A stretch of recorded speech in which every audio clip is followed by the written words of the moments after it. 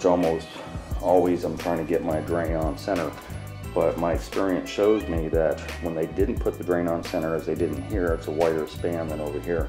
There's a reason for that, and it's usually there's a floor joist directly in that way. And it's just me, not that everybody does this. See all the calcium buildup? This is through the years. Actually, this is mortar. A lot of tilers out there, when they're doing new construction, they pour their excess mortar and whatever material they have, grout and all that stuff, down the drain. Even the bucket full of stuff that they have. Then you do have calcium buildup on the inside of here and hair that sticks to it. So your 2-inch drain becomes more like it is now, 1.5 inches. And I've actually seen them where you can barely get a large pen down there because it's like a clogged artery. So if that's the downside, I don't know at the bottom side of the P-trap how bad that is. So as a matter of habit, 99.999% of the time I always cut out my P-trap. So if the P-trap is here, right, and the straight part is here, I cut that out, put a new P-trap in, I start from scratch, and I also try and center the drain. So eventually what I'm going to do is I'm going to cut a square around this plywood here, PDF particle board, basically is what this is, but I'm going to cut a square around that and take out all this drain, cut out the drain, try and get center if I can, unless there's a floor joist there, and then I go forward with putting a new drain in. I have my Sawzall and my circular saw ready to do all this. I have, you know, my straight edge so I can cut my square and do all that stuff, and I'll just come back as I go along this process and show you what's been done.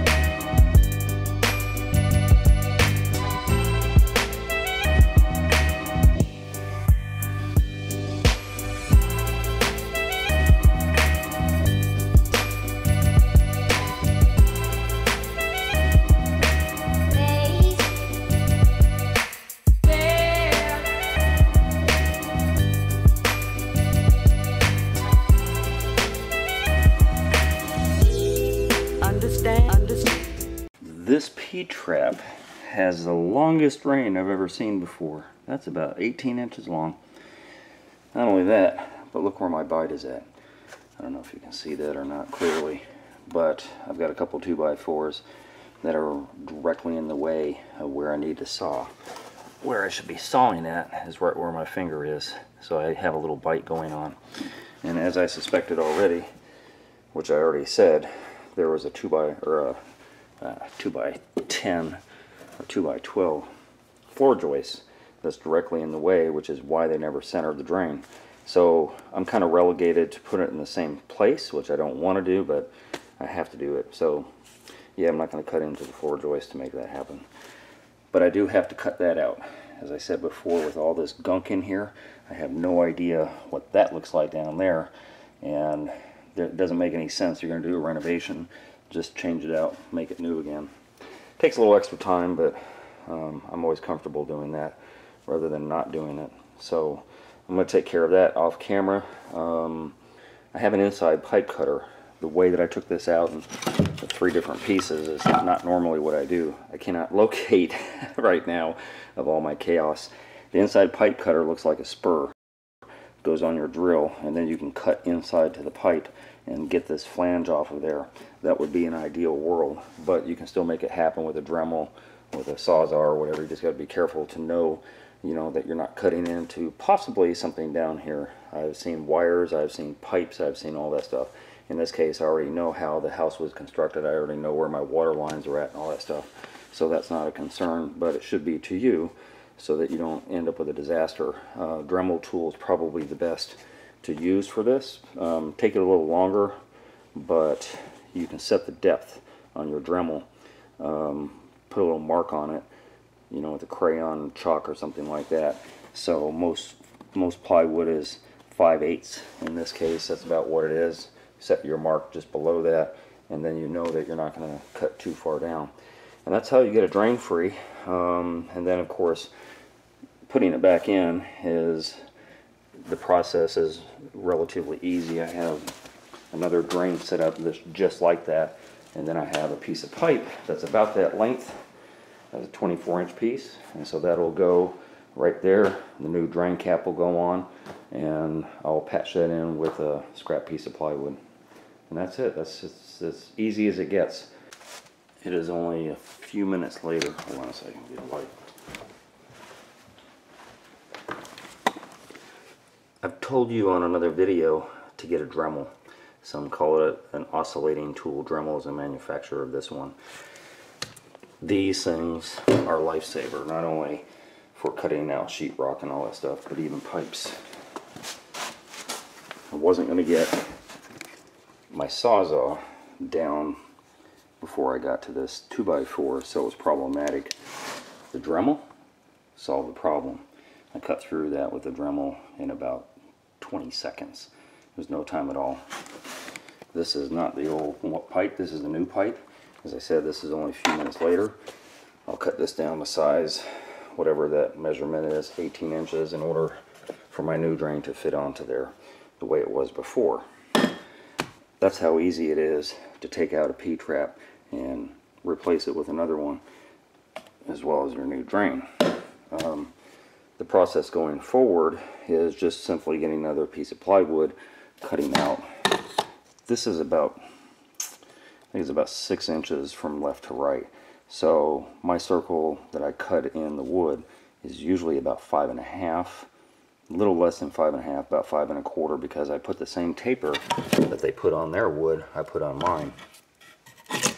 So the final measurement from here to the other side is the 6 inches. It'll fit flush with that taper cut in the plywood. A Sawzall will get that taper for you. It takes a little time, and it takes a smaller blade than what I have on here, but it's doable. And then all I do is scab in another piece of 2x4 here, one across here. I've already got one going across there, and this is in my way, but that's enough support to give you so that when you put the new plywood and the new drain in, and the way it sets now is exactly, despite the fact that I cut into it, is exactly 20 inches from there and 20 inches from there. So that's a perfect measurement. What I normally do, just so you know, as I said, these little nuances that I don't talk about sometimes, I forget.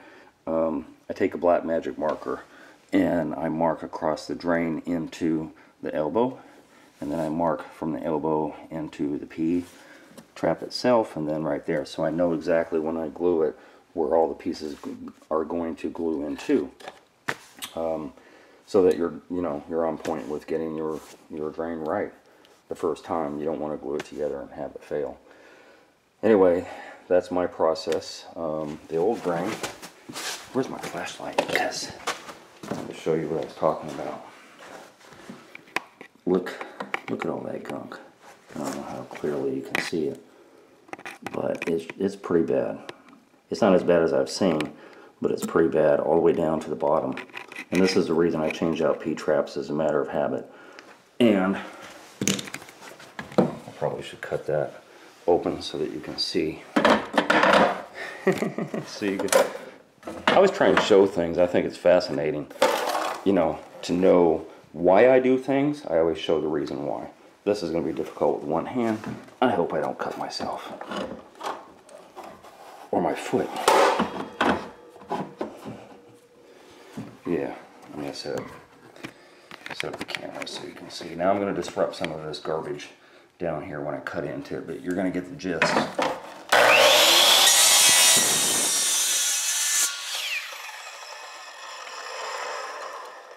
Right? Right? this is the reason I change out P-traps. If you're doing a shower renovation and you don't change out your P-trap, and your contractor has poured all his mortar down at the bottom, which you don't know if he did or not, then you're going to have a clog with a brand new shower. In another couple months, you know, maybe next year, whatever, you're going to have a clog. And it's just a due diligence thing. I just think it should be done, my opinion. So following the next step of the process, I have my board already pre-cut. Fits in there like a glove, like it should. And I will cut my circle in here depending on where my pipe comes out exactly. I've already primed, you see it. I've already primed and glued in my P-trap. And so what I do now, I haven't done anything to this pipe as far as cutting it goes. And there's a little wiggle room. You got about 3/4 of an inch bite into that the bottom of the P-trap there, so you can manipulate it a little bit. Anyway, I'm going to find out right now if I glued it in where it's at, exactly where that would be at 5.5, it looks like. Also, it's a good idea. I put a little circle here and a little circle down there so I know exactly that this is up and that it's not this direction, that it's that direction. Just a little extra cheat type of thing. So I'm going to mark 5.5 inches as the center of my drain. That direction. And then this direction, from sideways, I've got about 6 1/4. And I don't need that anymore.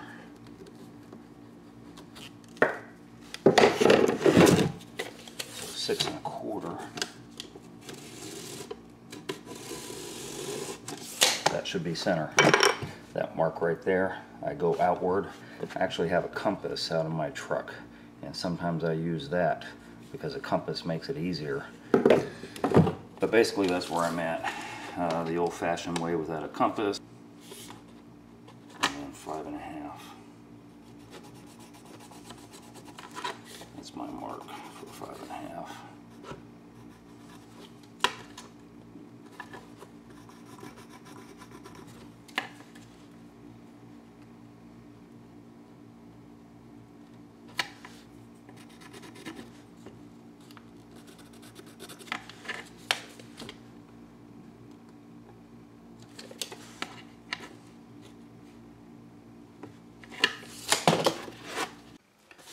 So all I've done so far is I scabbed in, as I told you before, the 2x4s along the sides so that I have a solid surface when I put my, my plywood down. The way I found easier, you can do it any way you want if you have clamps and all that stuff, to do the circle cut, that's fine. The way I found easier, I just get some 3-inch drywall screws. You can use decking screws or whatever, it doesn't really make a difference. That holds it in place. Remember, my pipe isn't there yet, so there will be no damage to that. I start on either end. I'm going to drill 4 holes. All 4 of these corners are going to get a hole so I can get my blade inside of there.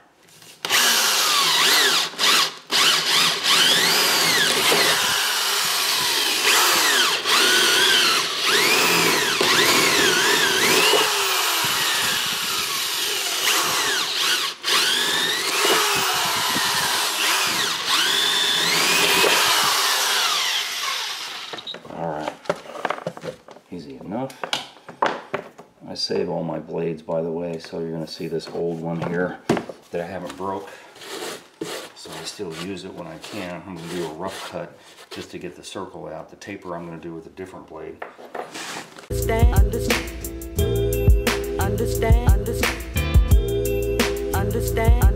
you don't understand. Okay. So you see, I was shy of my circle and by about 1/2 inch all the way around. That way I can get my circle a little neater, but also give me some playroom, so when I put this smaller blade on, eventually I'm going to go to a larger blade. Larger blade is more flexible and I can get a better taper than I can with the smaller blade, but I'm going to do the first part with the smaller blade.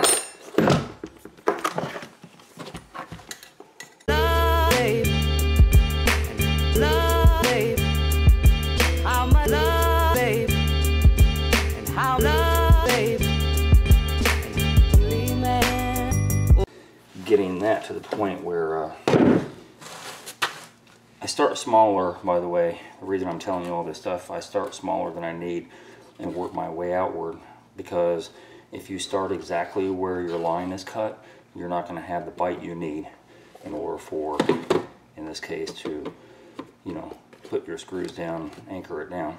By the way, Sioux Chief is what Home Depot used to sell, and the reason I like those by default instead of Odie is because they used to have holes. Not used to, they still do. So they have a hole in the bottom flange where it's recessed, so you can screw your bottom flange down ×4 into your plywood. Odie doesn't make those holes, so I think maybe you noticed on the drain that I took out, they had a roofing nail on the edge holding it down, because it's the only way to anchor this thing. These are usually used on new construction where you anchor the pipe. You see, you have pipe straps that down below you can anchor down to your floor joists and stuff like that. That holds it in place. But when you do a retroactive fit, there's nowhere to, you can't do that. You can't anchor down the drain because you can't get access. So you're relegated to putting either screws or nails down on the edge of this flange, which I don't particularly like, because my pan liner is going to fold over it and there's no danger of the pan liner getting perforated by the head of a screw or nail. I just don't like the idea of those being exposed, which is why I don't use Odie drains. I prefer the Sioux Chief ones. But the Sioux Chief started making their drain flange gray. In fact, the whole barrel, everything is gray. And many times I'm doing light tile, and I particularly don't like that gray ring showing with my tile bumped up against it. So it's a mixed blessing. I'm kind of glad Home Depot did away with Sioux Chief, because their drains are gray now, but Odie doesn't have the way to anchor, so, you know, stuck like Chuck. Anyway, I'm going to swap out blades and not talk so much. Do more, talk less. I think I'm going to adopt that saying. Do more, talk less.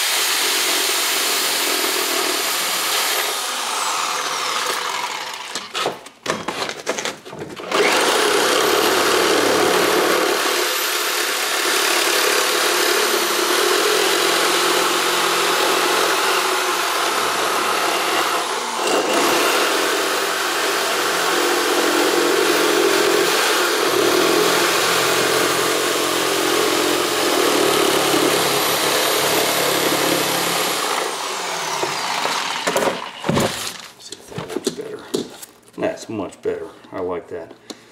That'll work. I cut a little too much off of this side, but in the end, it doesn't matter. As I said, my pan liner is going to go there anyway. If I wanted to, I could fill that gap in with a little caulking, but as I said, it's irrelevant. I am flush now with the top of my drain, and you see it didn't take that long.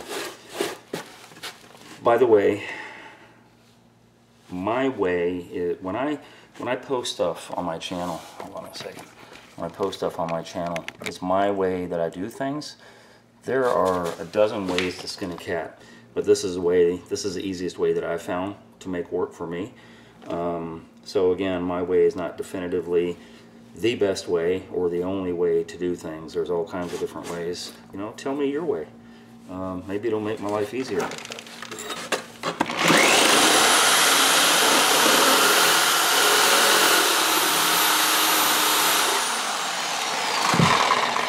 Far be it from me to say that, you know, I'm perfect. I'm always learning stuff, and I adopt those things when they make sense to me. I adopt those things and integrate them into my work. Anyway, getting back to the focus at hand. Now remember, my P-trap is down at the bottom of here, and I already know that my bite on my P-trap is 3/4 of an inch. So I'm going to set my tape measure. I might need a flashlight.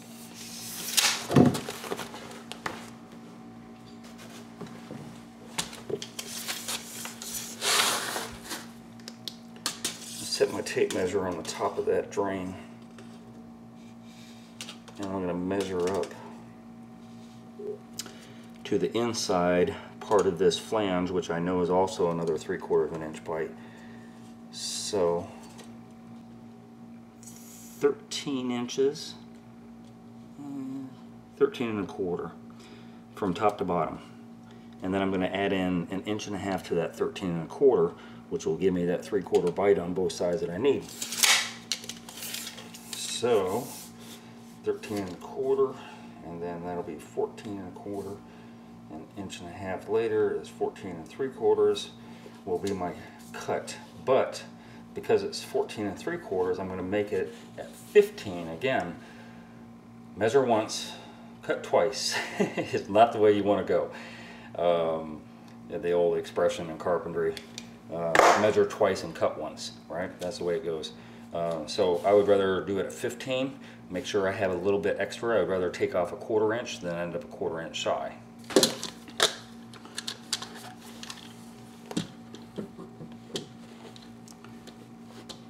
And there's my fit. I have a little bit of flex in this line, but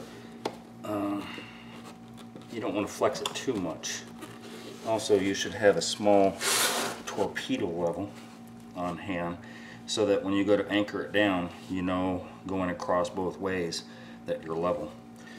That 1/4 inch is kind of mattering right now because it's popped up. Even if I manipulate it sideways a little bit, it's still kind of popped up that 1/4 of an inch. So I'm going to go ahead and take off that 1/4 inch off of the pipe.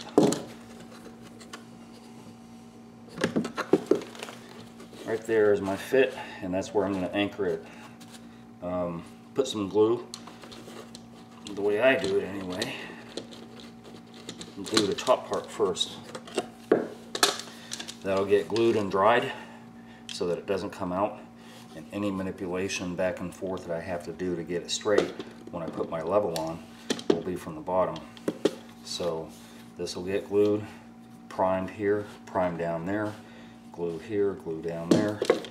You got to work fast too, because the glue dries fast. So you got to know where your level is at, and you got to have your screws and your drill on hand, because, or nails, because that's the way that I'm going to anchor it. And that's about it. I try my best most of the time to give too much information than not enough. Sometimes it works, sometimes it doesn't. No matter how much stuff I cover, I always seem to get that question that, damn, I miss that, and I miss telling them about that. So, kind of the nature of the beast. I suppose when you're trying to think of everything. One of the other things I can tell you, I'm using primer right now on the inside part of this P-trap. Primer basically makes it so when you put the glue on there, it kind of roughs it up. And chemically speaking, in the same way when you sandpaper copper, so that when you glue, it's cohesive. Could you glue without primer on a drain line? Most certainly. I wouldn't risk it because, you know, it's just easier to put the primer on than the glue. I've taken out many pipes that the contractors have put in without primer. I just feel better with it than without it. Another little trick I didn't show you on this because I just got through gluing it. And it's already drying, so I can't show you, but once I put the glue on both sides, both the pipe and the inside part of this, I twist it. I give it a good twist all the way around. Make sure you get glue all the way around it, is the point. And I'll do the same thing at the bottom. I'll put glue in both places. Alright, I have not glued the bottom part. I always do a dry run. I don't bother doing the gluing without knowing what the final result is going to be. So as I set that down in there, remember there's primer on there, and the primer does have a tendency to stick a little bit, but you can still pull it out. I put one screw in order to find out if this was glued, how it would look. As I said, you want a couple levels on hand. I always have at least 2 levels, different size ones. So I'm good there. I'm probably just a tad hair off, not a big deal.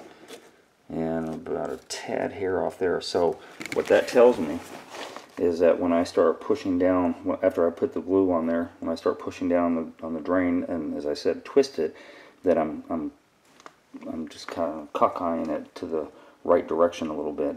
And what that'll do down at the bottom of the drain, that 3/4 of an inch, it'll push it down a little bit more on this side and a little bit out on the other side. That's not a big deal, but I'd rather have it level than not. My other level, my little torpedo level, which is kind of messed up, goes on top of there. This works on my other drain a whole lot better. It doesn't have this little bump up on the outside edge, but that's showing level, and that's showing it's just off. So I'm just replicating, I'm just making sure that both levels are reading the same thing. This mainly is for my drain cap, so my drain cap goes on there. It even has a magnetic bottom on it, so you know I can actually turn the cap instead of turning the level to make sure all the way around. So I like that one, and that's all I've done. So I'm going to take that screw out, knowing full well. So a little play in that is a good thing. And when I set it down, I'm going to push more on this side than the back side, and that's basically all there is to it.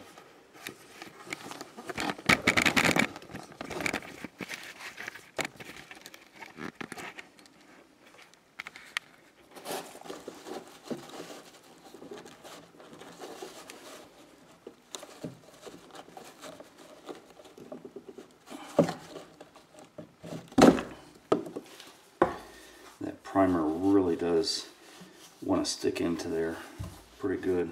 Gotta be careful with that.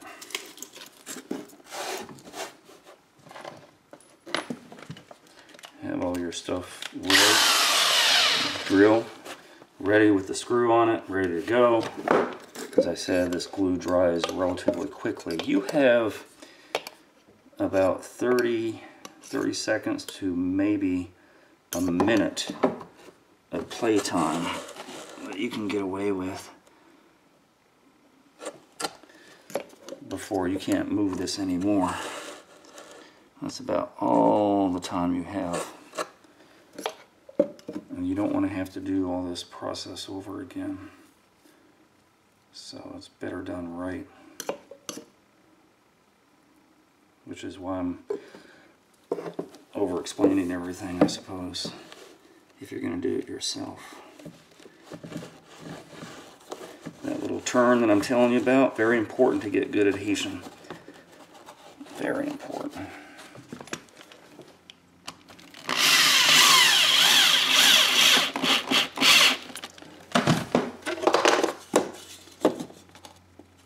And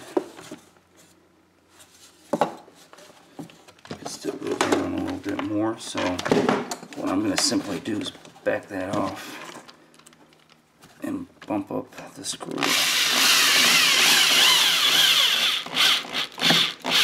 while it's still wet. There we go. So put those in there.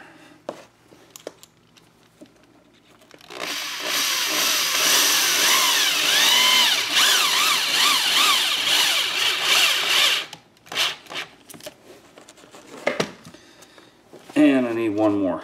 I don't have it handy right now. Oh, let me triple check level. That same 1/16 of an inch off, just barely off.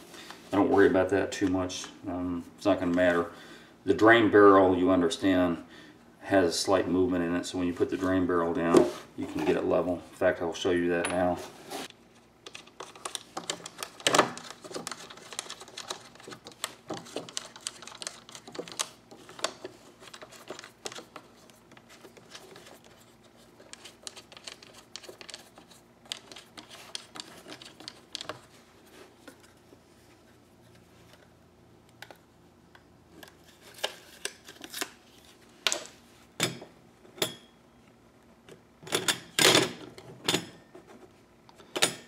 I always back out my drain until I hear a click.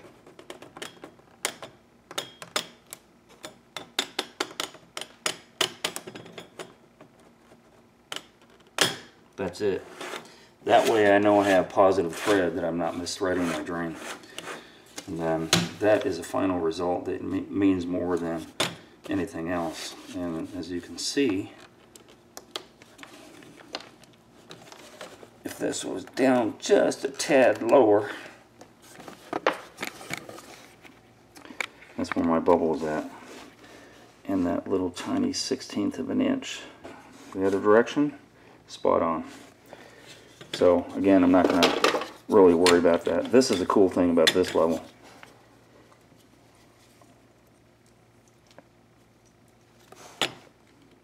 How well you can see the bubble. There's that 1/16 of an inch again right there, just barely. But again, these drain barrels have movement in it, and so you can see that's level right there. So when I pour the pan, I'll push that down. I can even put a weight on top of it if I want to make sure that the mortar dries up around it exactly level. But here's the cool thing about this one. Because of the magnet at the bottom, I can just turn the drain barrel to find my level 360 degrees around, which, you know, not that big of a deal. But anyway, that is the process, as you've seen, how to replace your shower drain. Made simple. Those screws can actually stay in there if you want to keep those in there. In fact, if you want to do all screws, you're more than welcome to. I have a pneumatic hammer, so I'm throwing in 2.5 inch nails. All around the perimeter I have wood, so I know exactly where all that wood is at on the perimeter. And I'll just throw all my nails all around the perimeter. But you could use deck screws if you wanted to. Everybody feels like nails back out. Nails back out. These nails, these are framing nails. They will not back out, so I'm not concerned about that. But yeah, I'll just keep the screws in there, you know, push them down, flush with the wood, and then nail around it, and I'm done with that. The drain is set, and it's level, and the curb is ready, and all the stuff is ready now for the shower pan liner. Shower pan liner I'm going to put in. I'm not going to show the process. I have another video I will link in the description box down below. You can watch that. To put a shower pan liner in is relatively easy, but I have my own method, so if you want to watch mine, you can hit that link. Speaking of links, I just wanted to state right now that I appreciate all my Patreon members, the ones who have already signed up over the months, and it does, as my outro says, it does help support my channel. It does motivate me to make these videos on a continuous basis. If I wasn't getting even the Patreon money from those members, then I probably would not produce these videos. Well, I probably would still, but maybe like back in the day before I got paid off of YouTube, I probably would only produce maybe once a month or something like that. But this motivates me to kind of show the process and kind of help you out doing your build. So for those people who have contributed, I want to send out a personal thank you to you guys. Anyway, I'm going to get started, put this shower pan liner in. That's how the drain is done, and the rest of the stuff is prepped the way I normally do it. There you go. That's all I got to say. One last little note before I sign off. I didn't show it, but I got that little 1/16 of an inch that I was off. I got that rectified, so my bubble's good. Now that the drain flange is in, all the components, the barrel of the drain, and if I turn it that way, same level. Oh, another thing, I get a lot of questions about how thick your mortar should be when you pour your mortar. This is probably about an inch, I'm going to say about 1.75 inches to the bottom edge of this drain flange. I don't pour my mortar all the way to the edge. I usually have it just below that, actually, because my tile, the thickness of my tile, I want it to go slightly above the top of the drain, and then I do little taper cuts all the way around. I never have my tile flush with the drain edge. So I'm going to say about an inch, somewhere between 1.25 inches, 1.5 inches is where you want your mortar to be. Again, that varies a little bit depending on the size of the shower. This is a relatively average small shower. A larger shower, you would open that up a little bit more, have a little bit more mortar, but you want enough girth on there that it's strong enough. You don't turn it all the way down, and then that slight pitch going up to the edge there. That's it. I hope you enjoyed that video. If you did, then subscribe. Hit that button and subscribe. I make nothing off of YouTube, so please be a Patreon member. I'm going to post a link down below to my Patreon account, and you can donate $1, $5, $10, $20 a month. Just pledge that on a monthly basis. That will help me produce more videos and content so that you can watch and learn from my channel. And donate at least $50 if you're going to call. If you're going to call for advice, donate to my PayPal, please. Donate first, and then feel free to call me or email me for advice. Otherwise, business calls only, please.